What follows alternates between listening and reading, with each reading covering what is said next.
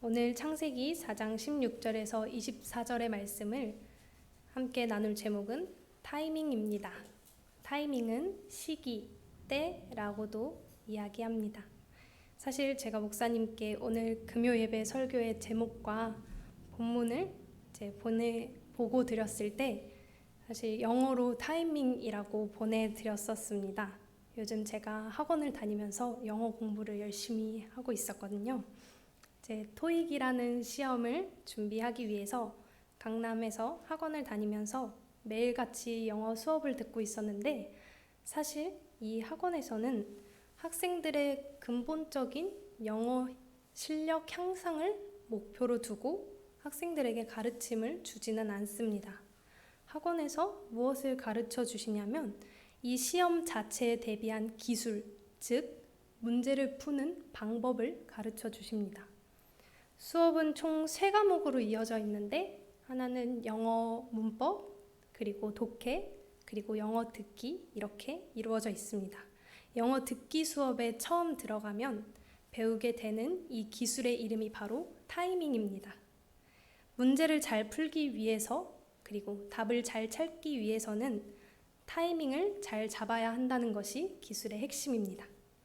그래서 이 타이밍을 잡는 훈련을 한 달 혹은 여러 달 동안 계속해서 반복하게 되는 것입니다. 듣기 시험에는 총 100문제가 출제되는데, 앞부분에서 문제를 풀 때는 하나의 짧은 지문을 듣고 그에 해당하는 하나의 문제를 풀기 때문에 그렇게 어렵게 느껴지지 않습니다. 그런데 문제를 풀어갈수록, 그리고 뒤로 갈수록 긴 지문을 듣고 그에 해당하는 문제를 하나가 아닌 3개씩 한 번에 풀어나가기 때문에 이 기술을 터득해야만 문제를 푸는 방법을 쉽게 알아갈 수 있고 또 답을 쉽게 찾아갈 수 있는 것입니다. 그래서 기술을 터득하고 훈련해 나가는 방법이 아주 중요합니다. 그렇지 않으면 눈 깜짝할 사이에 3문제를 다 날려버리게 되고 틀려버리게 되는 일이 발생을 하게 되죠. 제가 한 가지 예를 여러분들께 들어보겠습니다. 손님 여러분께 안내 방송 드립니다. 오늘도 땡땡 백화점을 찾아주신 손님 여러분께 감사 말씀드리며, 오늘 백화점 내 식료품점에서 진행되는 할인 행사를 안내해 드리도록 하겠습니다. 오후 5시부터 6시까지 휴지, 세제, 샴푸, 린스 등 생필품을 3만원 이상 구매하시는 분들에게는 백화점 상품권 5,000원권이 지급되며, 6시부터 7시까지 채소와 야채를 구매하시는 분들은 구매 금액의 5% 할인 적용을 받으실 수 있습니다.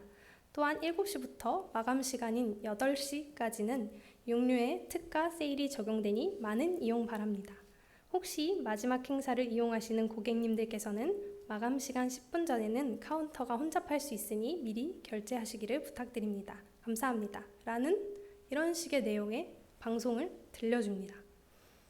그러면 이 하나의 지문을 듣고 3가지의 문제를 한꺼번에 풀어야 되는데, 보통 첫 번째는 화자 또는 청자가 누구인가, 두 번째는 세부적인 내용에 관한, 예를 들어 육류를 싸게 살 수 있는 시간은 언제인가, 세 번째는 이제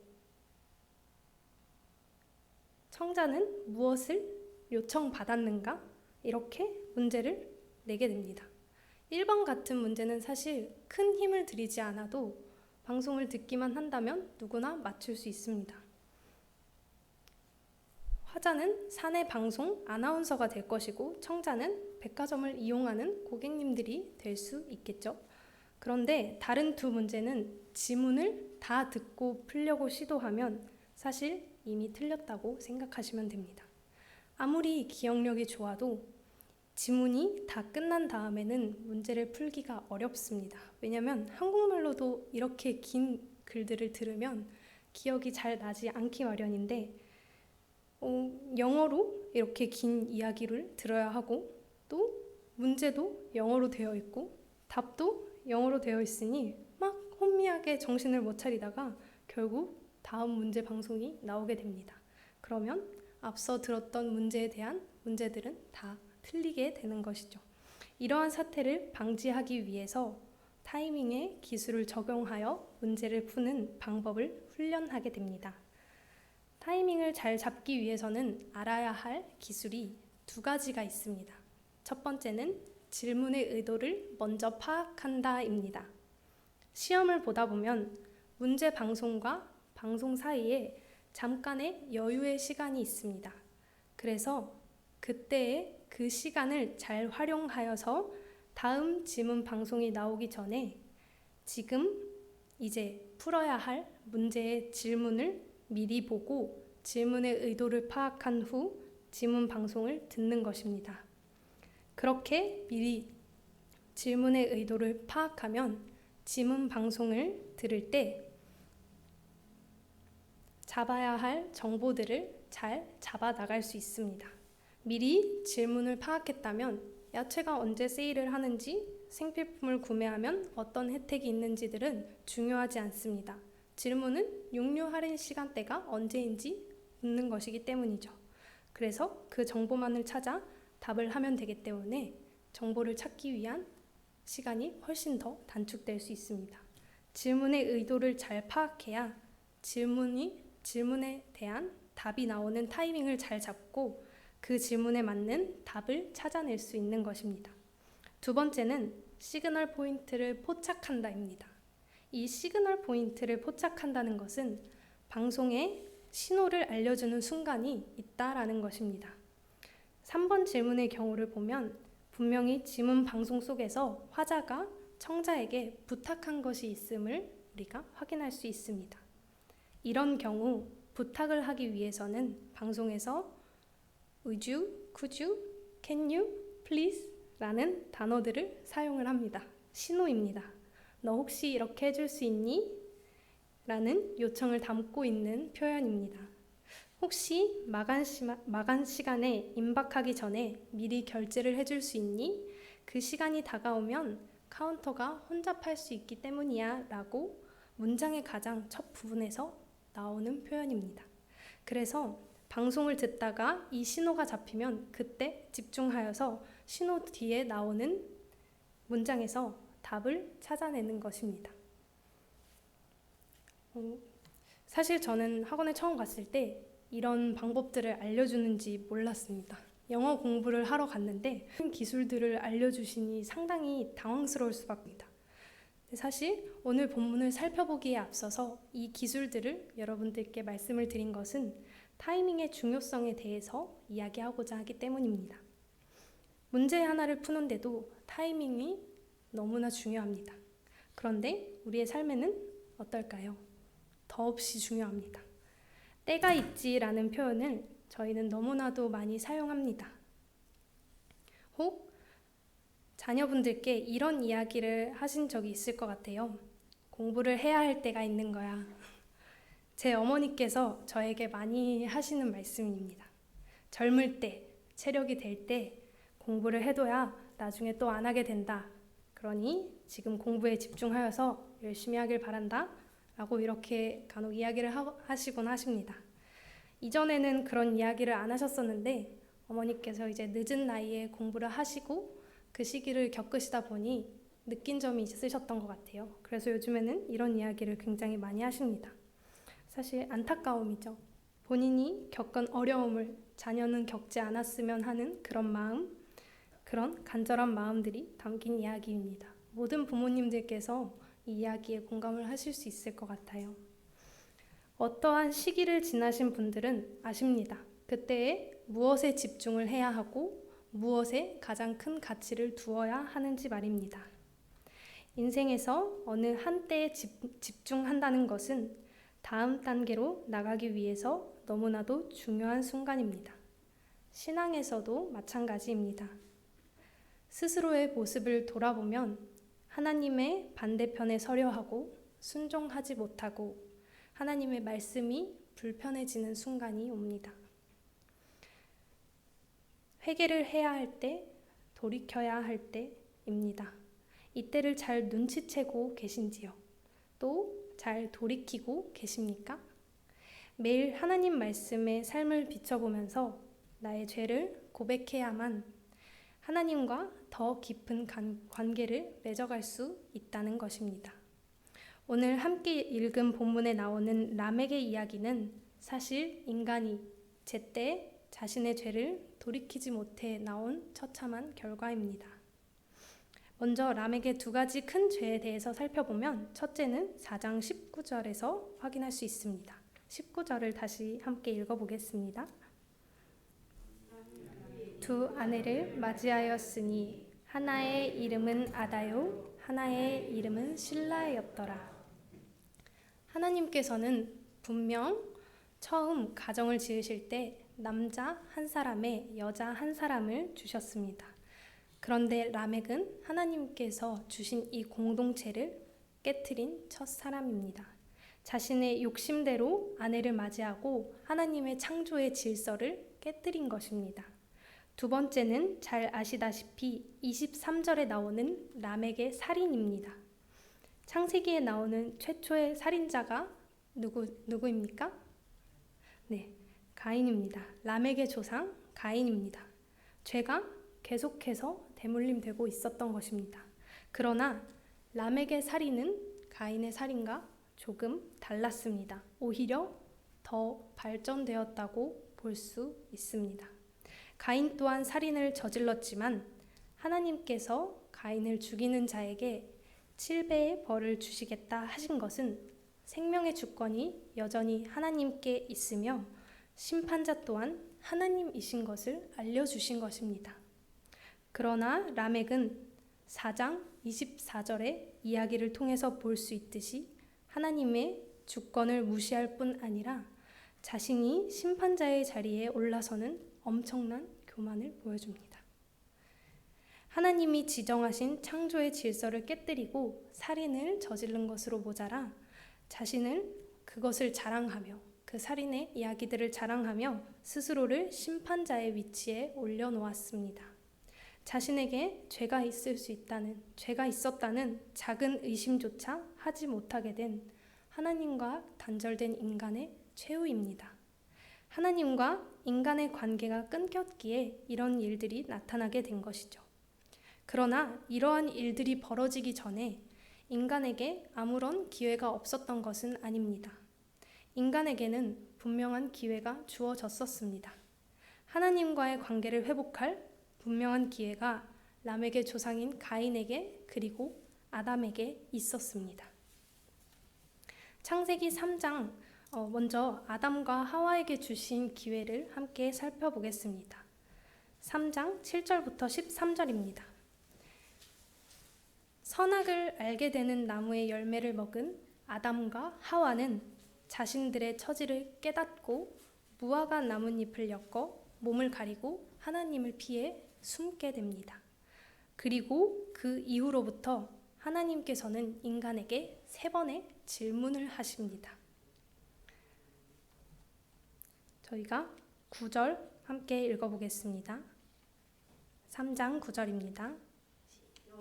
그래서 하나님을 부르시며 그에게 이르시되 내가 어디 있느냐. 11절입니다.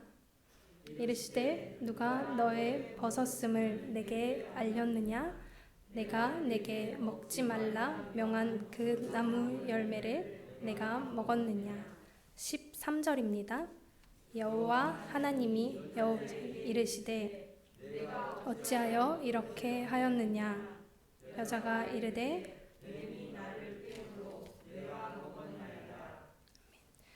하나님께서는 인간에게 3번의 기회를 주십니다. 사실 이 질문은 단순한 질문이 아닙니다. 하나님께서 인간에게 주신 3번의 기회였습니다. 하나님께서 과연 그들이 어디 있는지 모르셔서 무슨 일이 있었는지 모르셔서 질문하셨을까요? 아닙니다. 하나님은 이 질문을 통해서 인간이 자신의 행위를 깨닫고 그리고 죄를 하나님께 고백하고 용서를 구하기를 바라셨을 것입니다. 그러나 그 기회를 아담과 하와는 놓쳐버리고 말았습니다. 하나님의 질문의 의도를 제대로 파악하지 못했기 때문입니다. 타이밍을 잘 잡기 위해서 보았던 첫 번째 기술이 무엇이었죠? 질문의 의도를 파악한다입니다. 하나님께서 그들에게 하신 질문에 어떤 마음을 담고 계셨는지만 알아차렸다면 그에 알맞은 대답을 내놓을 수 있었을 것입니다. 그에 알맞은 대답을 했다면 하나님과 인간의 관계가 돌이킬 수 있는 상황이었을지도 모릅니다. 그 기회를 잡기 위해서는 결국 즉시 회개가 이루어져야 했다라는 것입니다. 그러나 아담과 하와는 하나님이 주신 기회를 깨닫지 못했고 하나님의 질문의 의도를 파악하지 못했고 올바른 대답을 할 수 없었습니다. 결국 에덴 동산에서 쫓겨나게 되죠. 관계의 단절입니다. 가인의 경우도 함께 살펴보겠습니다. 4장 7절을 함께 읽어보실까요? 4장 7절입니다. 선을 행하면 어찌 낯을 들지 못하겠느냐. 선을 행하지 아니하면 죄가 문에 엎드려 있느니라. 죄가 너를 원하나 너는 죄를 다스릴지니라. 하나님께서는 가인에게 특별한 기회를 주셨습니다. 죄가 가인을 노리고 있음을 하나님께서는 가인에게 미리 알려주신 것이죠. 그래서 죄가 가인의 마음을 지배하지 못하도록 분노를 삭히고 회개할 것을 가인에게 격려해 주신 것입니다. 그러나 가인은 또한 눈치채지 못했습니다. 타이밍을 잘 잡기 위한 두 번째 기술, 시그널을 포착한다입니다. 하나님이 주신 신호를 가인은 잡아내지 못했던 것입니다. 그렇기에 가인은 하나님의 말씀에도 불구하고 아벨을 살인하였습니다. 그러나 하나님께서는 두 번의 질문을 가인에게 하십니다. 9절과 10절을 함께 읽어보겠습니다. 여호와께서 가인에게 이르시되 내 아우 아벨이 어디 있느냐. 그가 이르되 내가 알지 못하나이다. 내가 내 아우를 지키는 자니까. 이르시되 내가 무엇을 하였느냐. 내 아우의 빗소리가 땅에서부터 내게 호소하느니라. 그러나 하나님의 질문에도 가인은 회개하지 않았습니다. 하나님께서 주신 다른 기회마저 깨닫지 못하고 돌이키지 못하게 되었습니다. 하나님께서 주신 신호를 잘 알아채지 못하면 결국엔 이런 일들이 발생하게 됩니다. 결국 이러한 결과를 얻게 되는 것이죠. 하나님께서 주신 신호에는 답이 있습니다. 다른 곳에서 답을 찾으려 해도 결국 저희는 아무것도 찾을 수가 없습니다. 질문에 올바른 답을 하기 위해서는 신호와 함께 나오는 그 이야기들을 잘 파악해야 하는 것처럼 말입니다. 말씀 앞에 매일같이 스스로를 점검하며 하나님과의 관계를 잘 유지해 가기 위해서는 이 두 가지가 너무도 중요합니다. 하나님께서 주신 신호를 잘 깨닫고 하나님의 부름에 알맞은 대답을 하는 것. 저희는 너무나도 명백한 죄인이기에 매 순간 우리의 방향성이 하나님이 아닌 다른 곳을 향하려고 할 것입니다. 나의 욕심대로 살고자 할 것이고 내 뜻대로 앞으로의 일들을 계획해 가고자 할 것입니다. 그러나 정답은 지문 속에 있습니다. 하나님의 말씀에서 답을 찾아야 한다라는 이야기입니다. 나의 시선이 자꾸만 다른 곳을 향할 때, 내 욕심이 하나님의 말씀보다 우선되어져 갈 때, 하나님의 말씀에서 정답을 찾으면서 나를 계속해서 하나님께로 돌이켜야 한다라는 것입니다. 매일 회개하며 매일 하나님께 돌아와야 한다라는 것입니다.